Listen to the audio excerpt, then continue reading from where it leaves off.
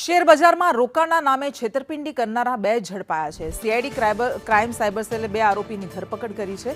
યશ વાઘાણી, ઉદય ઓઝાની cyber સેલે ધરપકડ કરી। Share બજારમાં રોકાણ અનુસંધાને લોભ લાલચ આપી અને 2,31,00,000 રૂપિયા પોતાના ખાતાઓમાં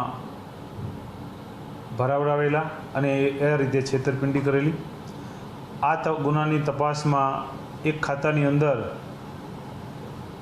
ગુજરાતમાં પૈસા આવેલા હોય એવી અમારી પાસે ડિટેલ્સ મળતા અમારા પોલીસ ઇન્સ્પેક્ટરે આની તપાસ કરતા એ બે વ્યક્તિઓને ખાતાધારક અને એની સાથે એને મદદ કરનાર બે વ્યક્તિઓને શોધી કાઢેલા છે।